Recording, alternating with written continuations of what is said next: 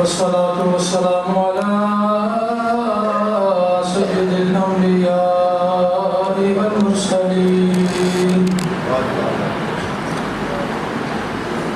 راحة العاشقين مراد المشتاقين شمس العارفين سراج الصالحين رحمة للعالمين خاتم النبيين وعلى آله الطيبين الطاهرين وأزواجه الزكيات أمهات المؤمنين وأصحابه الغر المحجلين وأولياء أمته الكاملين وعلماء ملته الربانيين وعشاقه الصالحين إلى يوم الدين أما بعد فأعوذ بالله من الشيطان الرجيم بسم الله الرحمن الرحيم هو الذي بعث في الأميين رسولا منهم يتلو عليهم آياته ويزكيهم ويعلمهم الكتاب والحكمة صدق الله مولانا العظيم وبلغنا رسوله النبي الكريم الصلاة والسلام عليك سيدي يا رسول الله وعلى آلك وأصحابك سيدي يا حبيب الله الصلاة والسلام عليك سيدي يا خاتم النبيين وعلى آلك وأصحابك سيدي يا رحمة للعالمين اللہ رب العزت نے اس آیت پاک کا آغاز اپنی طرف اشارے سے کیا ہے. تو پہلی محبت کی بات یہ ہے کہ ذکر محبوب کا کرنا ہے، ذکر محبوب کا کرنا ہے، شان محبوب کی بتانی ہے، لیکن ابتدا وہ اپنی ذات سے کر رہا ہے. ایک نہیں، اس سے علاوہ اور بھی بہت سے مقام ہیں. تو اس کی سب سے بڑی وجہ کیا ہے کہ ذکر محبوب کا ہو. آپ اگر اپنے محبوب کا ذکر کرنا چاہیں تو اس ذکر کو اپنی ذات سے نہیں شروع کرتے. کائنات میں جتنے محب آپ دیکھیں گے، ہر محب ذکر کرنے میں اپنے محبوب کو سر فہرست رکھتا ہے. لیکن ایک خدا ایسا ہے کہ جو اپنے محبوب کا ذکر کرتا ہے لیکن پہلے اپنا ذکر کرتا ہے، ابتدا اپنی ذات سے رکھتا ہے. وجہ کیا ہے؟ کائنات کا جو محب ہے یا محبوب ہے، ان ساری محب اور محبوب میں عیب ہو سکتا ہے، لیکن یہاں پہ محب بھی ایسا ہے جو بے مثل و بے مثال ہے، محبوب بھی ایسا ہے کہ جو بے مثل و بے مثال منافق ہے. تو رب بتانا یہ چاہتا ہے لوگوں، میرے محبوب کی شانوں کو سن کر، میرے محبوب کے ذکر کو دیکھ کر، میرے محبوب کے مقام کو دیکھ کر پریشان نہ ہونا، حیران نہ ہونا، بلکہ میری ذات کی طرف دیکھنا کہ جو ذات اس محبوب کو مقام عطا فرما رہی ہے. کسی چھوٹے بندے کو بڑا مقام مل جائے، عام دنیا کی بات کر رہا ہوں، چھوٹے بندے کو کوئی بڑا عہدہ مل جائے، سارا زمانہ کہتا ہے بھئی ہے تو وہ بڑا غریب تھا، ہے تو وہ بڑے چھوٹے درجے کا تھا، اس قدر بڑے مقام پہ کیسے فائد ہو گیا؟ اعتراض آتا کہ نہیں آتا؟ تو سارا زمانہ باتیں کرے گا، لیکن جب اس کے سامنے یہ بات کی جائے کبھی اس کا فلانے کے ساتھ تعلق ہے، لیکن اس کا مقام بہت بڑا ہے. پھر وہ سمجھے کہ یہ اب سمجھ آیا ہے اس چھوٹے کی بات کیسے بن گئی ہے، اس چھوٹے کی بات کیسے بن گئی ہے. ہاں، رب کی بارگاہ میں تو وہ چھوٹے ہیں، لیکن اللہ کی ساری خدائی میں میرے مصطفیٰ سے بڑا کوئی بھی نہیں. رب کی ساری خدائی میں میرے مصطفیٰ سے بڑا کوئی بھی نہیں. تو اس اعتبار سے جو ہے ہم بات کو دیکھتے ہیں، جب رب نے اپنے محبوب کا ذکر کرنا چاہا تو فرمایا هو الذی بعث، وہی ذات ہے کہ جس نے مبعوث فرمایا ہے، وہی ذات ہے کہ جس نے مبعوث یہ بھیج دیا ہے۔ کس کو بھیج دیا ہے؟ رسولا منہم، عصمت و شانہ والا رسول، فی الامیین، جس معاشرے میں بھیجا ہے، جن لوگوں میں بھیجا ہے، وہ سارا معاشرہ جو ہے وہ امیوں کا ہے، ان پڑھ لوگوں کا ہے، جاہلوں کا ہے، کفر و دلالت میں پھنسے ہوئے کا ہے۔ تو ظاہر ہے جب کسی معاشرے کے ایک فرد کو خاص کیا جائے اور بتایا جائے یہ سارا معاشرہ ہی برا ہے، تو کہنے والا سننے والا یہی کہے گا کہ بھئی جب سارا ماحول ہی، سارا معاشرہ ہی خراب ہے تو اسی میں سے اگر ایک کو چن لیا گیا ہے تو پھر وہ کیسا ہوگا؟ بہت سے اعتراض کرتا ہے، لیکن اللہ رب العزت نے جب عرب کے لوگوں کی بات کی ہے پھر لفظ امیین کا استعمال فرمایا، اور جس نبی کو شان عطا فرما کے بھیجا ہے اس کے لیے لفظ رسول استعمال فرمایا، لفظ رسول استعمال فرمایا، اور پھر کس انداز سے استعمال فرمایا۔ عربی کلام کا اسلوب ہے کسی بھی لفظ کو جو ہے وہ دو طریقوں سے استعمال کیا جاتا ہے، کم از کم دو طریقوں سے، تو اس کے شروع میں الف لام لگا دیں، اس کے شروع میں الف لام لگا دیں، یا پھر شروع میں الف لام نہ لگائیں، اس لفظ کا جو آخری حرف ہے اس پہ دو زبر، دو زیر یا دو پیش لگا دیں۔ سادہ بات تھوڑی کرنے کی کوشش کر رہا ہوں کہ دو طریقے ہیں کسی لفظ کو بولیں گے، یا تو اس کے شروع میں الف لام لگ جائے گا، مثال دیتا ہوں، سب نماز میں پڑھتے ہیں الحمدللہ رب العالمین، سب سے پہلے کیا بولا؟ الحمد۔ اردو میں آپ کیا کہتے ہیں؟ اللہ کی حمد بیان کرنے کے لیے فلاں تشریف لاتے ہیں۔ بھئی لفظ تو اصل میں حمد ہے، اس پر جو ہے شروع میں الف لام آ گیا، ایک طریقہ یہ ہے، اور دوسرا طریقہ یہ ہے شروع میں کچھ نہیں ہوگا بلکہ آخری حرف جو ہے اس پر دو زبر، دو زیر یا دو پیش لگا دی جائے گی، جیسے اس آیت کریمہ میں دو زبر آ گئی، رسول منہم، کہ انہی میں سے جو ہے ایک رسول بھیج دیا۔ جب یہ دوسرا طریقہ ہوتا ہے دو زبر، دو زیر، دو پیش والا، اس کو تنوین کہتے ہیں۔ کسی لفظ پر تنوین اس وجہ سے بھی آتی ہے کہ وہ لفظ بڑی عظمتوں کا مالک ہوتا ہے، بڑی شانوں کا مالک ہوتا ہے۔ بتایا لوگوں، معاشرہ امیوں کا ہے، جاہلوں کا ہے، ان پڑھوں کا ہے، لیکن جس کو میں نبی بنا رہا ہوں، جس کو محبوب بنا رہا ہوں، وہ بڑی عظمتوں والا رسول بن گیا۔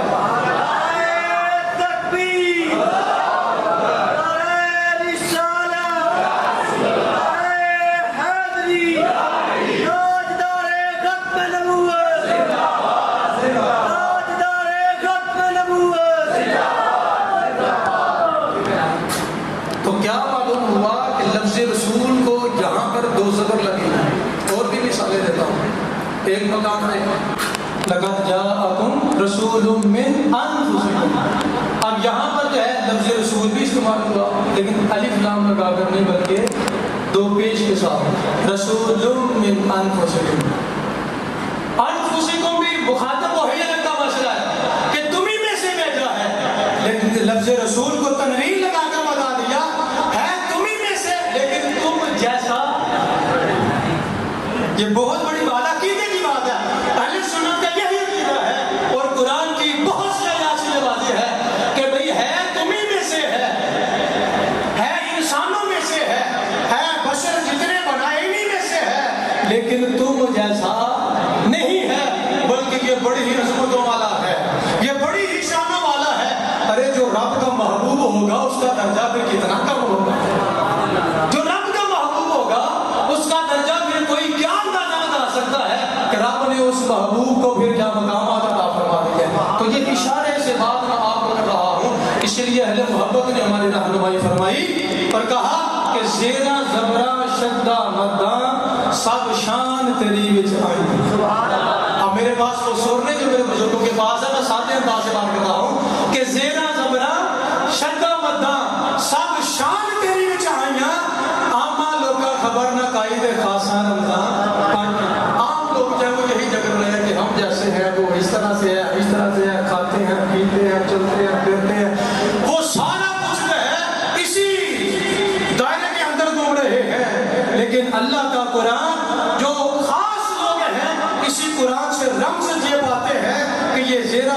سب رب نے اپنے محبوب کی شان میں نازل فرما دیا. تو اس سے پتہ چلا کہ وہ رسول جو تشریف لایا بڑی عظمتوں والا ہے.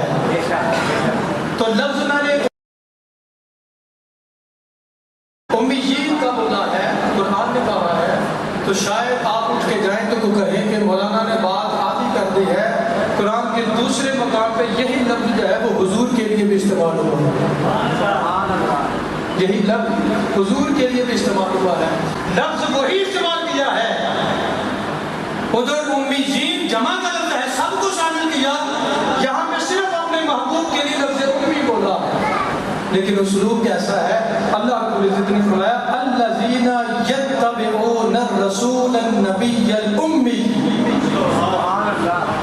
الذین یتبعون الرسول النبی الامی، یعنی کہ امی کا لفظ جو ہے وہ تیسرے مقام پہ آیا ہے. اس سے پہلے نبی کا لفظ، اس سے پہلے رسول کا لفظ ہے.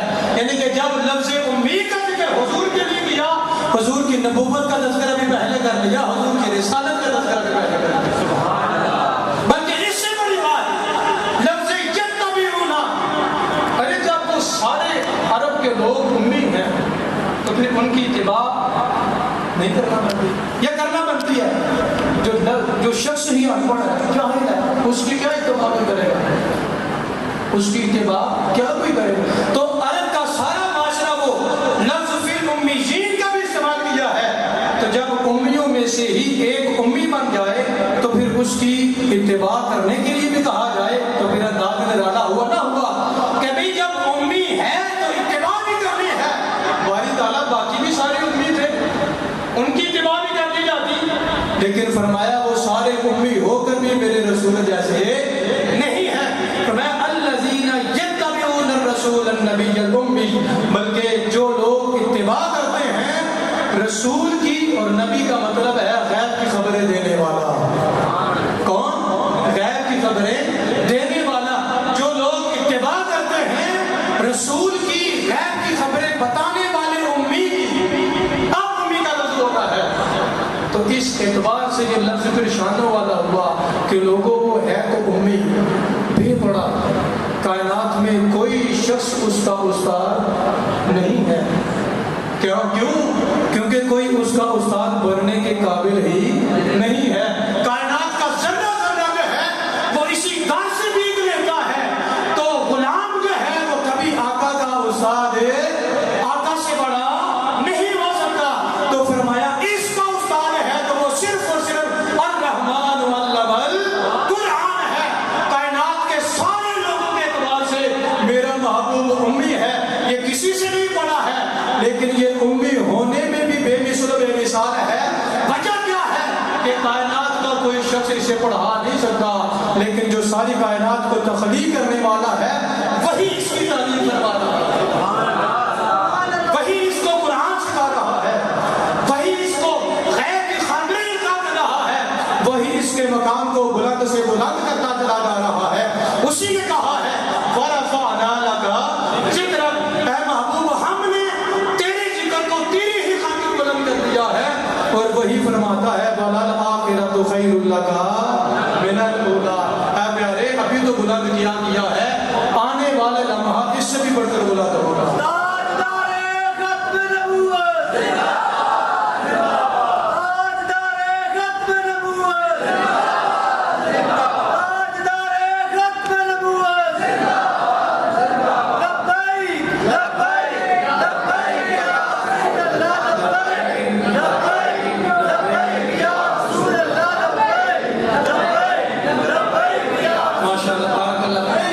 یہاں پہ بات ہو رہی ہے اللہ رب العزت نے اپنے محبوب کے ذکر کو کس انداز سے، کس لفظ کا چناؤ کیا.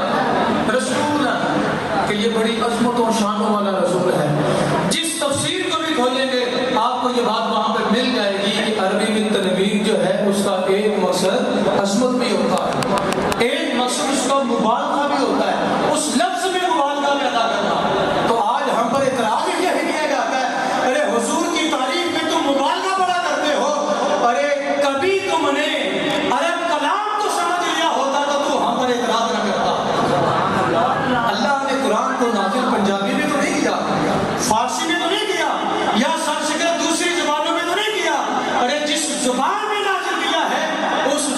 کو سلوک کو دیکھ، اس کے طریق کو دیکھ، پھر تو سمجھتا چلا جائے گا کہ زیرا زبرا شدہ مداں سب شان تیری وچ آئیاں، آما لوکا خبر نہ کائی تے خاصا رمضان۔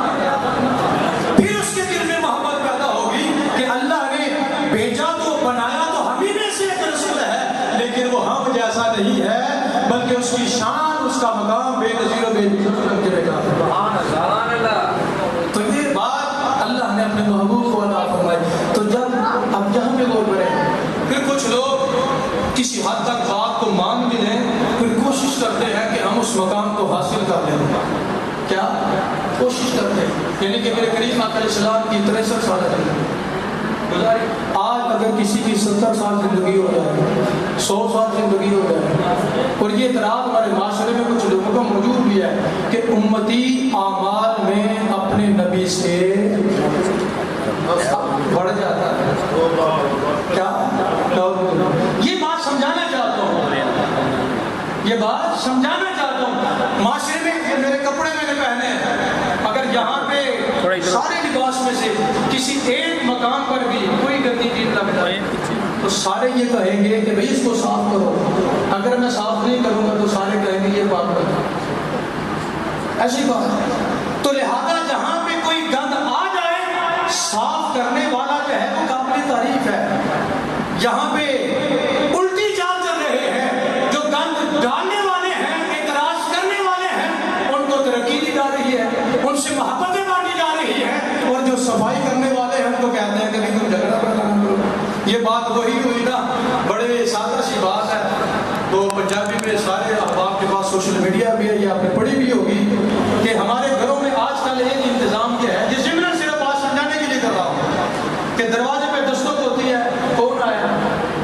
وہ شخص کے جو ہمارے سارے گھر کا کوڑا اکٹھا ہوا ایک ڈسٹ بن میں ڈالا تو وہ کرنے کے لیے آیا۔ بچہ کہتا ہے کہ اماں جی کوڑے والا شخص آیا، حالانکہ وہ کوڑے والا، ماں نے جواب دیا بیٹا وہ تو صفائی والا ہے، وہ کوڑے والا نہیں بلکہ صفائی والا ہے۔ کیوں کہا ماں نے؟ اس وجہ سے کہا کہ جو گھر میں کوڑا پڑا ہوا تھا اسی نے اٹھایا ہے۔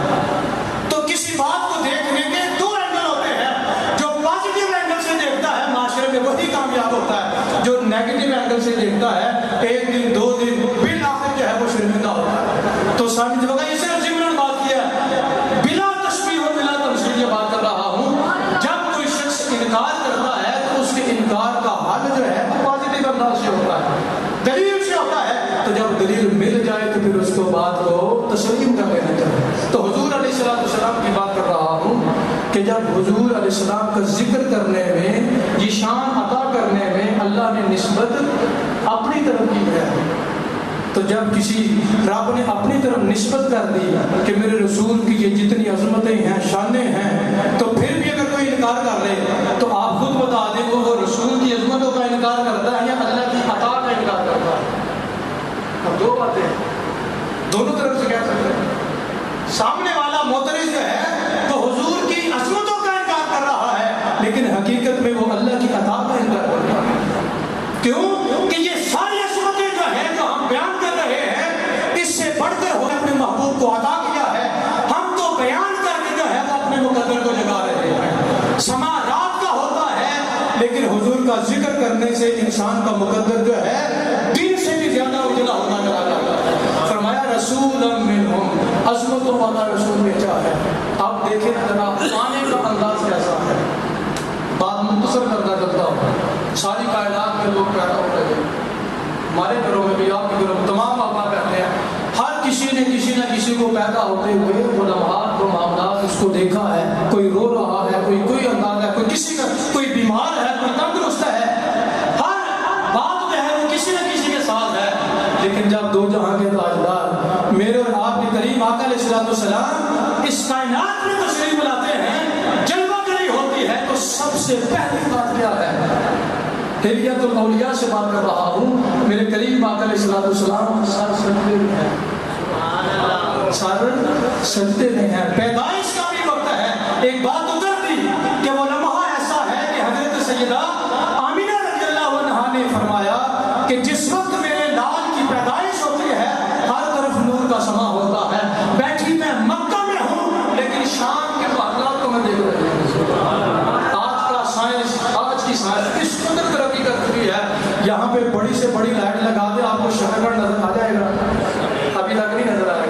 لیکن حضور کے آنے سے اس قدر روشنی ہوئی، مکہ سے شام کی سرزمین نظر آتی تھی، شام کے محلات نظر آتے تھے۔ اے میرے حضور کے پیدائش جیسی کسی کی پیدائش نہیں ہے، میرے حضور کی ذات جیسی ذات کس کی ہو سکتی ہے؟ پھر اس سے ابھی بات جو کر رہا ہوں کہ حضور سر سجدے میں ہیں۔ اب اس بات میں پھر مرشد فرما رہے کسی بات بھی ہو سکتا ہے کہ آپ نے گوشت گزار بھی کیا ہو کہ دیکھو نبی ایسا، کیا نبی ایسا کہ کائنات میں جلوہ گری ہے تو سر سجدے میں ہے، لیکن شعور اس وقت شعور نہیں ہوتا، بچے کی بات کر رہا ہوں، لیکن حضور کے شعور کی یہ بات ہے، کائنات میں جلوہ گری ہے، سب سے پہلا من جو ہے وہ رب کے حضور سجدہ ہے، لیکن امتی ایسے ہے کہ شعور ہوتے ہوئے بھی اس سجدے سے محروم ہے۔ پنجگانہ صدا میں صدا دی جا رہی ہے، لیکن زندگی میں شاید وہ خدا کا کر دیں گے۔ میرے حضور کا یہ کرم ہے کہ یہ جبینے بتوں کے سامنے سے اٹھا کر میرے حضور نے ایک خدا کے سامنے جھکانے کی سعادت عطا کر دی۔ ہم اس کا بھی اگر شکر ادا کریں تو نہیں کر سکتے۔ آج ہماری بھی زمینیں کبھی آگ کے سامنے، کبھی جو ہے وہ پتھر کے سامنے، کبھی درخت کے سامنے، کبھی سورج کے سامنے، کبھی چاند کے سامنے، نہ جانے کس کس کے سامنے جھکتی ہے۔ آپ دیکھ رہے ہیں بہت سے لوگ اب بھی موجود ہیں۔ ارے ہم پہ حضور کا کرم ہے، جس کی بدولت یہ زمین جب بھی جھکتی ہے تو رب کی بارگاہ میں جھکتی ہے۔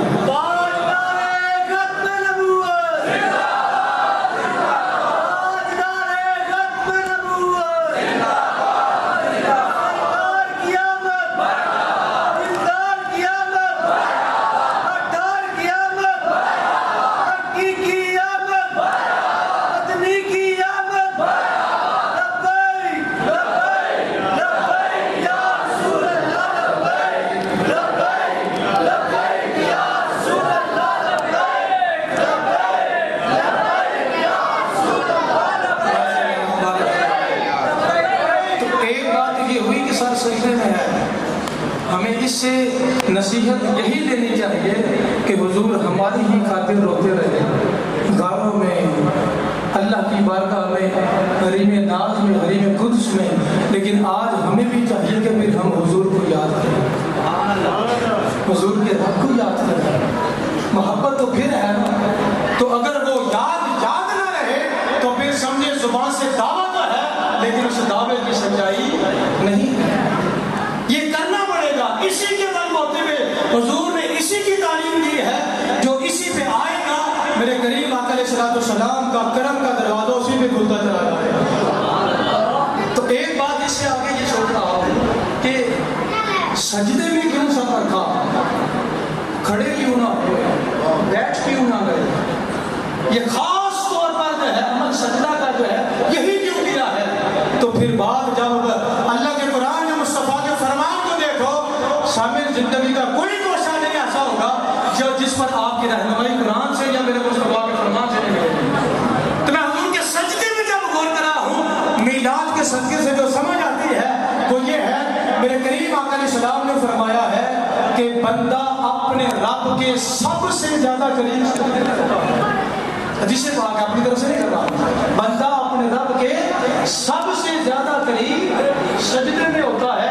حضور اس کائنات میں آتے ہی سجدہ کر کے لوگوں کو بتاتے ہیں، لوگوں عالم روحانیت میں ہوں، عالم نورانیت میں ہوں، پھر بھی میں خدا سے دور نہ ہوا، اس کائنات میں جلوہ گری ہوئی ہے، پھر بھی رب کا قرب میرے پاس ہے، پھر بھی وہ قرب جو ہے وہ دوری میں تبدیل نہیں ہو سکا۔ اب بھی مجھے رب کے قریب وہی قرب حاصل ہے جو مجھے پہلے سما میں حاصل تھا، اور آنے والے لمحات میں بھی یہ قرب میرا وہی رہے گا۔ اور پھر میرے کریم آقا علیہ السلام نے اس کو بیان بھی فرما دیا۔ میرے کریم آقا علیہ السلام صوم وصال رکھنے لگے، بغیر افطار کے پھر روزہ رکھنا، بغیر افطار کے پھر روزہ رکھنا۔ صحابہ کرام حضور کے عمل کے اس قدر مشتاق ہوتے تھے، جس عمل کو دیکھا اپنانا شروع کر دیا۔ بس ہم میں اور ان میں خاص طور پر یہ کمی ہے، انہوں نے حضور کے عمل کو دیکھتے ہی اپنا لیا۔ وہ چمکتے تمکتے آج بھی ستارے ہماری رہنمائی کے لیے ہیں، اسی لیے حضور نے فرمایا صحابی کا نجوم، میرے صحابہ ستاروں کی طرح ہے، جس کی پیروی کرو گے تم ہدایت پا جاؤ گے۔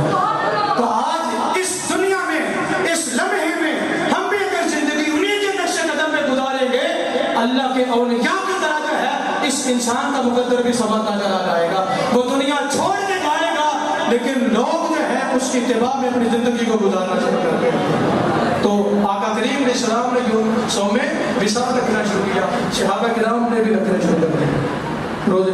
تو صحابہ کرام کے چہرے پہ نکاحت آنا شروع ہو گئی, نکاحت کے آثار آئے. میرے حضور علیہ السلام نے جب دیکھا پوچھا کیا بات ہے, یہ نکاحت کے آثار کیسے ہیں, یہ چہروں پہ بلاہت کیسی ہے, یہ سردیاں کیسی ہیں, کیا دیکھ رہا ہوں. عرض کیا حضور آپ کے عمل کو دیکھا ہے, ہم بھی کر رہے ہیں. تو میرے کریم آقا علیہ السلام نے فرمایا ایکم مثلی, تم میں سے کون ہے جو میری مثل ہے. کس کو کہا ہے, سامنے کون ہے, صحابہ کرام کہ جن کے قدموں کی خاک کو اس وقت کا غوث بھی نہیں پہنچ سکتا. حضور اس سے مخاطب ہے ایکم مثلی. پھر ایک حدیث پاک میں ہے فرمایا لست مثلکم, میں تمہاری مثل نہیں ہوں, یا میں تم میں سے کون میری مثل ہے. اگر حضور صحابہ سے فرماتے ہیں کہ تم میں سے میری مثل کوئی نہیں ہے, تو ہم اگر آج کہیں کہ حضور ہمارے جیسے ہیں, ہم حضور جیسے ہیں, تو پھر صحابہ کی روش کو اختیار ہے, حضور کے فرمان کا انکار ہے, خود ہی کر رہے ہیں. تو لہذا ہمیں سمجھنے کی ضرورت ہے, اس بات کی طرف آئیں. بات وہی ہے, عقیدہ وہی ہے جس سے دل میں حضور کی محبت پیدا ہوتی ہے, جس سے ذکر کر کر کے دل میں ایمان کو جلا ملتی ہے. جہاں پہ کڑواہٹ آ جائے, حضور کا ذکر سن کے ماتھے پہ بل آ جائے, وہاں پہ نہ محبت ہے, نہ عشق ہے, نہ ایمان ہے. تو فرمایا بڑی عظمت و شان والا رسول بھیجا ہے. رسول بھی ایسا جو کائنات میں آتے ہی سجدہ, یہ سجدہ کوئی عام سجدہ نہیں ہے, یہ سجدہ کوئی عام سجدہ نہیں ہے, خود بھی آتے ہی سجدہ دیا. تو پھر کتنی حسین بات ہے جہاں پر باقی سارے اعمال, شراب پینے سے منع کیا, جھوٹ بولنے سے منع کیا, دھوکہ دینے سے منع کیا, یہ سارے جتنے اعمال ہیں, غیبت سے منع کیا, چغلی سے منع کیا, کام ناپتول کرنے سے منع کیا, سارے اعمال اپنی جگہ پہ ہیں. لیکن سب سے پہلے جو ہے وہ کس بات کی نفی کی ہے, سب سے پہلے کس بات کی نفی ہوئی ہے, سب سے پہلے اسی بات کی نفی ہوئی کہ لوگوں تمہاری یہ جبی بتوں کے سامنے نہیں, ایک خدا کے سامنے جھکنے چاہیے. یعنی کہ سب سے پہلے بات بھی سجدہ کی ہوتی ہے, سب سے پہلے بات بھی سجدے کی ہوتی ہے. حضور آئیں بھی تو سجدے میں آئیں, اور امت کی تبلیغ کی جب بات آتی ہے, جب خدا کا پیغام آتا ہے, سب سے پہلا پیغام یہی ہے کہ یہ جبھی سجدے میں باطل کے سامنے نہیں, ایک واحد خدا کے سامنے جھکنے چاہیے. ارے اور آگے چلے جاؤ, بالآخر جب دنیا کا فیصلہ ہوگا, جنتی جنت میں جس عمل میں جائیں گے, دوستی دوزخ میں جائیں گے, اس سے پہلے جو ہے ساری کائنات مارا مارا پھر رہی ہوگی. یہ بات کر رہا ہوں کہ حضور عظمتوں والے کیسے ہیں, وہ کون سی باتیں ہیں کہ جس بنیاد پر جو ہے ہم حضور کو بے مثل بے مثال کہتے ہیں. تو جب روز حشر بھی ہوگا, اللہ کی ساری مخلوق جو ہے مارے مارے پھر رہی ہوگی, کسی کو کوئی خبر نہ ہوگی کیا کرنا ہے, نفسا نفسی کا حال ہے. بالآخر جیسا میں بات اتنا ہوگی کہ بھئی ہم تو سارے ہی آدم کی اولاد ہیں علیہ السلام, تو سب اکٹھے ہو کر حضرت آدم علیہ السلام کے پاس آئے. تو آپ جو ہے کیا رب کی بارگاہ میں گزارش کر رہے ہیں, اللہ کے نبی میں تو سیدھا ہے, لیکن میں نے اذهبوا الى غیر, میرے علاوہ کسی اور کے پاس جاؤ. حضرت نوح علیہ السلام کے پاس آئے, ابراہیم, موسیٰ, عیسیٰ علیہ السلام کے پاس آئے. حضرت عیسیٰ علیہ السلام وہی ہیں جنہوں نے اس کائنات میں بھی حضور کے آنے کی پہلی گواہی دی کہ لوگوں میرے بعد بس آنے والا آ گیا, میرے بعد اب وہی رسول آنے والا ہے کہ جس پر نبوت کا دروازہ بند ہونے والا ہے. تو جب روز حشر ہوگا اس وقت بھی حضرت عیسیٰ علیہ السلام ہی کہیں گے آؤ میں تمہیں بتاتا ہوں کہ کہاں پہ اہل محبت پھر اپنے انداز سے بیان کرتے ہیں. اس وقت بھی حضور سجدے میں سر رکھ کر اللہ کی حمد و ثنا کرتے رہیں گے. پھر آخر جو ہے خدا کی بارگاہ سے صدا آئے گی, اے پیارے اپنے سر کو اٹھاؤ نہ ذرا, کرو شفاعت جس کی کرو گے ہم قبول کرنے چلے جائیں. اس وقت جو ہے سب سے پہلے شفاعت کا دروازہ جو ہے وہ میرے اور آپ کے رسول علیہ السلام کے صدقے سے ہے. پھر انبیاء بھی کریں گے, شہداء بھی کریں گے, اور یا بھی کریں گے, حتیٰ کہ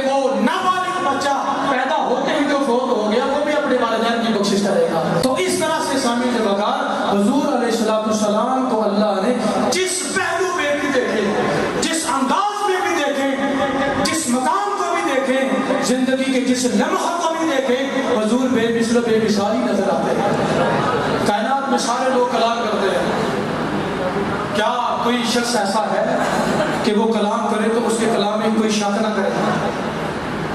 کوئی کسی کا کوئی کلام ایسا ہے، بے شک کوئی پیر ہی کیوں نہ ہو، کوئی پیر ہی کیوں نہ ہو، اس پیر کے مرید جو ہے وہ شک نہ کرے، لیکن دوسری مخلوق ضرور ہوگی جو اس میں شک کرے گی. ایسے ہی بات ہے، لیکن میرے مصطفیٰ کا فرمان ایسا ہے کہ جس میں کوئی شک ہو ہی نہیں سکتا.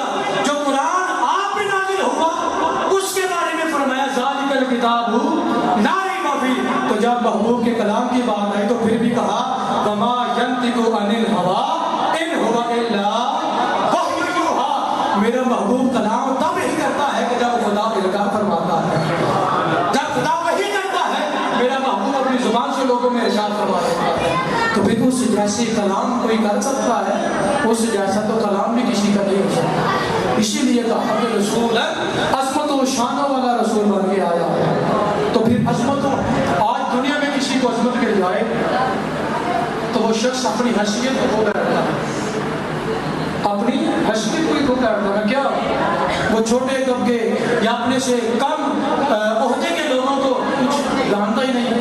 لیکن حضور ایسے ہے کہ جو ہر تمیز سکھانے کے لیے آئے ہیں. چھوٹوں سے پیار کرنا، بڑوں کی توقیر کرنا اگر معاشرے کو ملی ہے تو میرے حضور کے صدقے سے ملی ہے.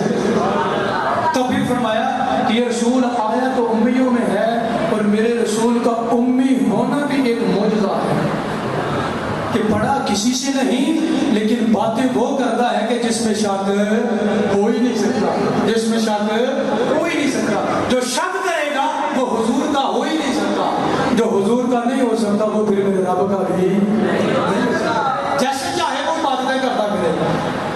جب یہاں پہ شک آ گیا تو رب نے فرمایا کہ پھر تو میرے محبوب میں شک کرے گا، میری زندگی مشکوک کائنات میں کر دے گا.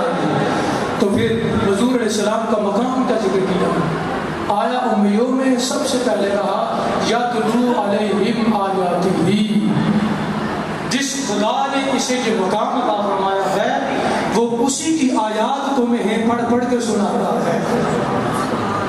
اس میں بڑی حسین بات، بڑی نکتے کی ہمارے لیے میلاد کا جو درس ہے وہ بھی ساتھ ساتھ میں چلتا رہے کہ جب حضور کو یہ مقام ملا تو مقام نبوت و رسالت ملنے پر جو ہے خاموش نہیں ہو گئے کہ کائنات کے سب سے بڑا مقام نبوت و رسالت ہے، اس سے بڑا کوئی مقام نہیں. جب حضور کو مل گیا تو خاموشی نہیں. فرمایا یہ محبوب ایسا ہے یتلو علیہم آیاتہ کہ یہ تمہیں میری آیات پڑھ پڑھ کے سناتا ہے. تو آج اگر ہمیں بھی اللہ نے مقام بھی عطا کیا ہے، اسلام کی بہار عطا کی ہے، ایمان کی دولت عطا کی ہے، اس کا شکر کرتے ہوئے اللہ کی آیات کی تلاوت کیا. فارغ نہ بیٹھ جاؤ کہ بس اسی بات کا شکر ہے اللہ نے ایمان کی دولت عطا کی ہے. بھئی یہ تو خدا کا کرم ہے. اس نے ایمان کے بعد اعمال کے لیے بھی کہا ہے. جہاں پر ایمان کی بات کی جاتی ہے ساتھ میرا رب اعمال صالحہ کی بات بھی کرتا ہے. تو یتلو علیہم آیاتہ، یہ محبوب جو ہے امی، لیکن اللہ کے قرآن کی آیات پڑھ پڑھ کے سناتا ہے. بات یہاں پہ ختم نہیں ہو جاتی. آگے فرمایا وَيُزَكِّيهِمْ، صرف تلاوت ہی نہیں کرتا بلکہ تمہارے دلوں کی صفائی بھی کرتا ہے. آج کون شخص ہے، کون سا استاد ہے جو سامنے بیٹھے ہوئے شاگرد کی دل کی صفائی بھی کرتے؟ وہ میرے حضور ہیں، صحابہ کرام کی دلوں کی صفائی کرتی ہے. ایسی صفائی کی ہے وقت کا غوث بھی ان کے درجے کا مقابلہ نہیں کر سکتے. ساری زندگی کی ریاضتیں کر کے اپنے دلوں کو صاف کر لو، لیکن میرے کریم آقا علیہ السلام کے ایک دن کے صحابی کا مقابلہ بھی تو نہیں کر سکتا. کیوں؟ کیونکہ اس کی دل کی صفائی میرے آقا نے کی ہے. کائنات میں اور کوئی ایسا صفائی کرنے والا ہے ہی نہیں، اور نہ ہی کوئی دوسرا ایسا بھی آیا. تو پھر فرمایا یزکیہم، آگے فرمایا وَیُعَلِّمُهُمُ الْکِتَابَ وَالْحِکْمَةَ. صرف تلاوت کر کے فارغ نہیں بلکہ یہ محبوب تمہیں یہ قرآن سکھاتا بھی ہے، قرآن سکھاتا بھی ہے، حکمت کی تعلیم دیتا بھی ہے. حکمت سے مراد مفسرین نے حدیث پاک میں لکھا ہے. قرآن کی اسی آیت سے پتہ چلتا ہے قرآن پر انسان اس وقت تک کامل طور پر عمل نہیں کر سکتا کہ جب تک ساتھ حضور کے فرمان کو شامل نہ کر دے.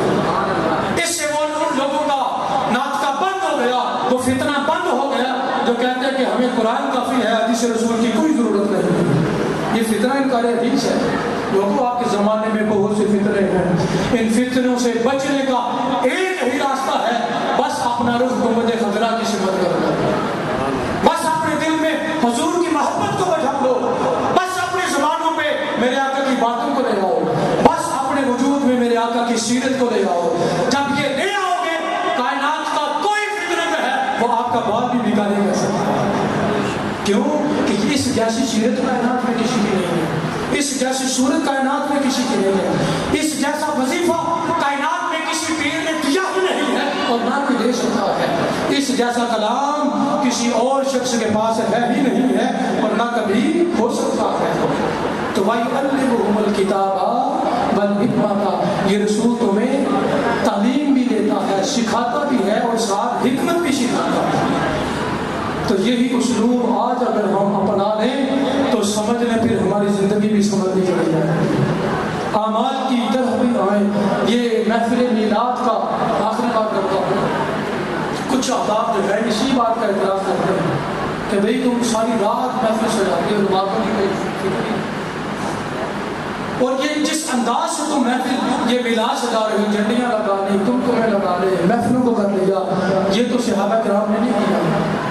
حضور علیہ السلام نے ساری زندگی نہیں کیا، بعد میں تابعین نے نہیں کیا، تابعین نے نہیں کیا. لاؤ امام ابو حنیفہ سے دلیل، لاؤ فلان سے دلیل، لاؤ فلان سے دلیل، بہت ساری باتیں لکھی جاتی ہیں. لیکن ساری باتوں کا میں ایک ہی جواب عرض کروں گا، ساری باتوں کا ایک ہی جواب عرض کروں گا کہ ہر دور کے تقاضے اپنے اپنے ہوتے ہیں.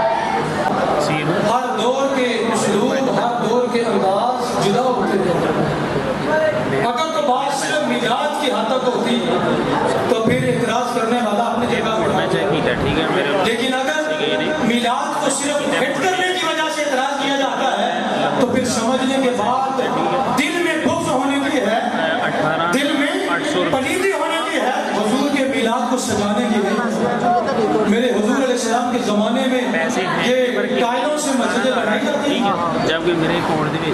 وہی لوگ جواب دے جو اعتراض کرنے والے، تو جب حضور کے زمانے میں یہ ٹائلوں کی طرح سجا کر مسجدیں نہیں ہیں تو پھر ہم اپنی بات نہیں، آپ خود جواب دیں کہ آپ کی مسجدیں اس طرح سے کیوں سجی ہیں. جواب کیا ملے گا؟